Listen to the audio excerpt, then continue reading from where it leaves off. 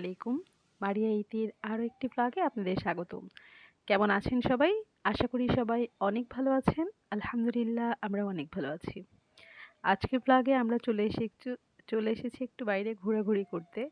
আমরা আজকে কেরানীগঞ্জের আনোয়ার সিটি ম্যাজিক আইল্যান্ডে এসেছি। এখানে কিন্তু আমি আগেও একবার এসেছিলাম এবং সেটা আপনাদের সাথে শেয়ার করেছিলাম। তখন আমার ফারজানের বয়স ছিল মাত্র 4 মাস। তো আবার যখন এসেছি ভাবলাম আপনাদেরকেও সাথে করে একটু নিয়ে আসি। আপনাদেরও ভালো লাগবে। যারা গিয়েছেন তো গিয়েছেন, আর যারা যাননি তারা চাইলে একবার ঘুরে আসতে পারেন এই পার্কটা থেকে। মোহাম্মদপুরের যে কোনো জায়গা থেকে, মানে মোহাম্মদপুর বলছি, ঢাকার যে কোনো জায়গা থেকে আপনারা চলে আসতে পারেন মোহাম্মদপুরের ৩ রাস্তার মোড়, এবং সেইখান থেকে সিএনজি নিয়ে সোজা চলে আসতে পারেন এই পার্কে। সিএনজি ভাড়া ৫০ থেকে ৬০ টাকা নিবে। আমরা চলে এসেছি বাইকে, তো সেইখানের যে অভিজ্ঞতা সেটা আমার খুব একটা হয়নি। এবার দেখলাম বেশ পরিবর্তন করেছে, বেশ কিছু রাইড এবং এই গেটটাকে নতুন করেছে। টিকিটের ক্ষেত্রে জনপ্রতি টিকিট ১০০ টাকা।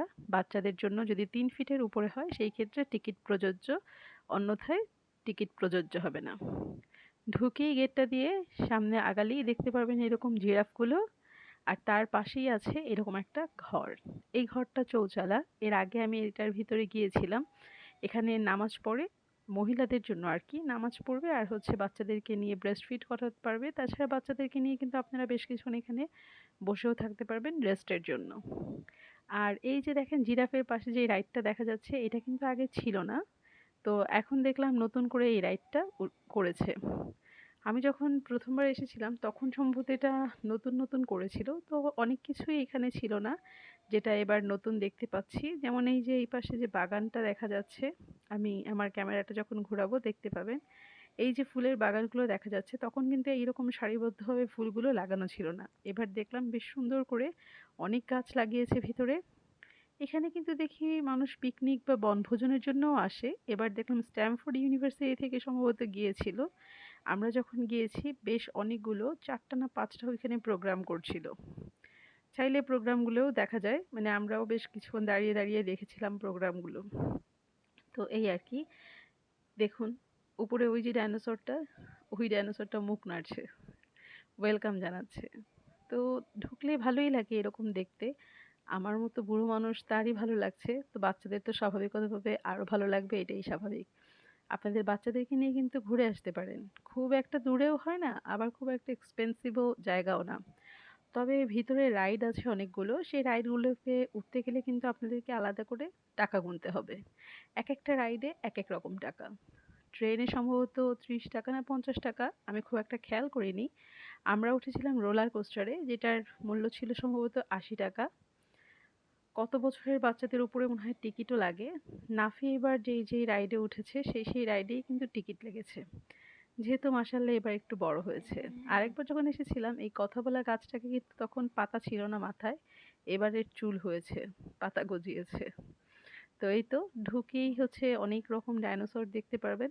আমার বাচ্চারা তো অনেক ডাইনোসরের নামও জানে, যেগুলো আমি জানি না। তো এই তো কোনোটার দেখছি লেজ নাড়ছে, কোনোটা দেখছি পা নাড়ছে, কোনোটা দেখছি মুখ নাড়ছে, কোনোটা গান গাচ্ছে। ঢোকার পরে আপনাদেরও ভালো লাগবে, মনে হবে জীবন্ত সব ডাইনোসর চোখের সামনে দেখতে পাচ্ছেন। যদিও জীবন্ত না, কিন্তু তারপরও মনে হবে। এই যে দেখুন এটার মুখ নাড়ছে আর আমার ছেলেও নাচছে। মানে ভিতর থেকে গান হচ্ছে, একটু আওয়াজ হচ্ছে, গান তো না, যখন ডাইনোসরগুলো নড়ছে তখন ভিতর থেকে ডাইনোসরের যে আওয়াজ সেটাই হচ্ছে।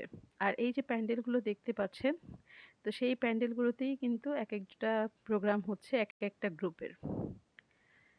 কোনোটায় কিন্তু আবার গিয়ে কোনো অফিসিয়ালিও এসেছে আর কি, মানে স্কুল কলেজ বাদ দিয়ে অনেক গিয়ে ব্র্যান্ডরাও এসেছে। তো এদেরকেও দেখতে পাওয়া যাচ্ছে আর কি। তো যাই হোক, আমরা এখানে অনেকক্ষণ ঘোরাঘুরি করেছি, ডাইনোসর দেখেছি, ভিতরে বেশ কয়েকটা রাইডে উঠেছি। এখানে ক্যাঙ্গারু টাইপের একটা রাইড ছিল। বাবা, মানুষ উঠলে ওই ক্যাঙ্গারুটা ঠিক ক্যাঙ্গারুর মতোই লাফাতে থাকে। এইখানে এই ৩ ডাইনোসরকে দেখতে পাচ্ছি, তারা খুব সুন্দর করে বাদ্যযন্ত্র বাজাচ্ছে আর গান হচ্ছিল। বুঝুন কাণ্ড, ডাইনোসরও নাকি গান গান গান গায়। আমার কথা মুখে বেঁধে যাচ্ছে, যেহেতু অনেক দিন পর আপনাদের সাথে একটা ব্লগ আপলোড করতে যাচ্ছি, তো সেই জন্যই। ভাঙা ডিমের ভিতরে ঢুকেও মানুষ যে কি পরিমাণ ছবি তুলছে, এইখানে কিন্তু আমার বাচ্চা কাচ্চাও বাদ যায়নি। এবং বাচ্চা কাচ্চা তো করেছে, সাথে বাচ্চা কাচ্চার বাবাও কিন্তু ছবি তুলেছে। ওই দেখুন, ঢুকে যাচ্ছে। আমার টিমের ৩ জন মেম্বার ঢুকে গিয়ে ওই ভাঙা ডিমের ফুটো দিয়ে বের হবে। দেখতে পাচ্ছেন? ৩ টা ডাইনোসরের বাচ্চা। এক ডিম থেকে বের হবে। তো মাঝখানে পাশের যে বসা ডাইনোসর, এইবার ডাইনোসরটা ভাঙা। এটা আমি আরেকবার যখন এসেছিলাম তখন দেখেছি এটা হাত না যেন মুখ নড়তো আরকি। তো এই তো দেখলাম বড় বুড়ো সবাই এই ডিমের মধ্যে ঢুকে মোটামুটি ভালোই ছবি-টবি তুলছে। তো এই তো নাফি কিন্তু এখানে আরো একবার এসেছে। মানে নাফি ফারজান দুজনকে নিয়েই তো এসেছি এর আগের বারও। তো ভাবলাম যাক এবারও ঘুরে আসি। যেহেতু ফারজানকে কথা দিয়েছিলাম যে শুক্রবার দিন হচ্ছে ওকে নিয়ে যাবো ডাইনোসর পার্কে। আর আমার বাচ্চাদের নিয়ে কোথাও বের হইলে ২ জন মাথা খারাপ করে দেয়।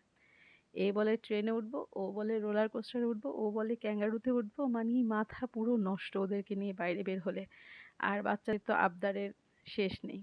তো তারপরেও আমরা চেষ্টা করি একটু সময় দেওয়ার দুজনকেই। সপ্তাহে ২ দিন ১-২ দিন ওদেরকে নিয়ে বাইরে যাওয়া, শুক্র শনিবার বাইরে একটু খাওয়া-দাওয়া করা, ওদের সাথে একটু টাইম এক্সপেন্ড করা, এই আরকি। তো এই যে ক্যাঙ্গারুর কথা যে বলছিলাম, দেখুন ক্যাঙ্গারুটা কি লাফানো লাফাচ্ছে, আমার তো দেখেই ভয় লাগছে। যারা উঠছে মানে উঠেছে তারা রীতিমতো চিৎকার করছে। দোলনাতেও সেম অবস্থা। ওদের দেখে আমার মাথা ঘুরাচ্ছে। আমি একটু রোলার কোস্টারে উঠেছিলাম। ওরে বাবা! আমার নামার পরে এমন মাথা ঘুরাচ্ছিল যে মানে কি বলবো, আমি কতক্ষণ বসেছিলাম এবং বসে, বসে একটা কফিও খেয়েছি। তো এই তো রোলার কোস্টার। রোলার কোস্টারের ইয়াটা আমি জানি, টিকিটটা। আমি এর আগেরবারও এসে রোলার কোস্টারেই উঠেছিলাম। ৳৮০ নিয়েছিল। তো এইবার হচ্ছে সেই সেমই ৳৮০ নিয়েছে। আর এই যে আমার টিম, এরা খুঁজে-টুজে একটা সিংহ পেয়েছে। যা, ২ জন উঠে বসে আছে। পাশে ওর বাবা পাহারা দিচ্ছে। ১ম এ একজন উঠেছে, তাকে নামিয়ে দিয়ে ছোটজন উঠেছে। ছোটজন আবার বেশি ফাস্ট। বড়জন যেখানে ওঠে ওকে নামিয়ে দিয়ে সে আবার উঠে বসে পড়ে। তো ওই তো ও পিছনে ঝুলেছিল। তো আমি হচ্ছে গিয়ে দেখতে, দেখতে টায়ার্ড হয়ে গিয়েছি। আমি ওর বাবাকে বলছি চলুন এবার বের হন। কিন্তু না, এরা তো বের হওয়ার পাত্র না। আমার ছোট ছেলে সেও বের হবে না, বড় ছেলে সেও বের হবে না। ওদের এখন নতুন বায়না, ওরা হচ্ছে জাম্পিং করবে।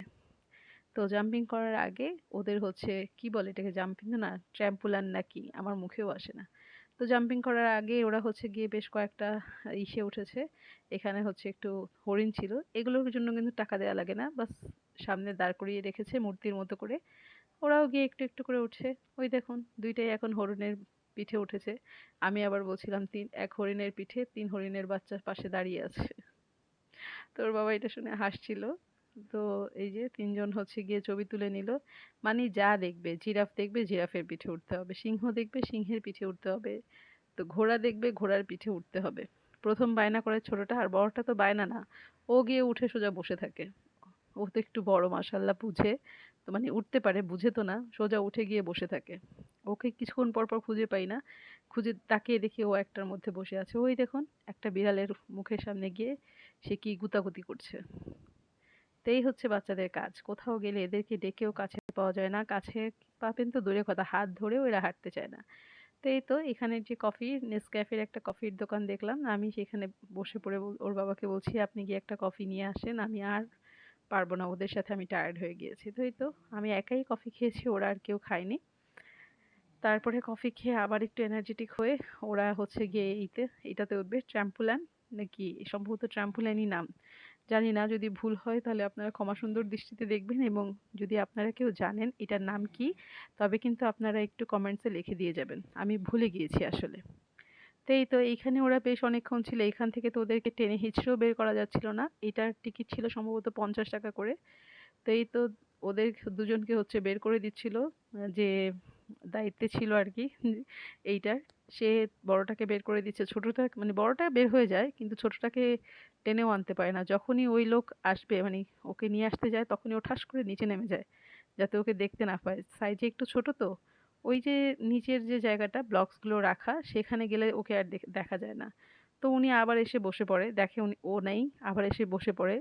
পরে ওর বাবা শেষে গিয়ে বলছে, ভাই ও এখানে দাঁড়িয়ে আছে, ওকে একটু বের করে দেন।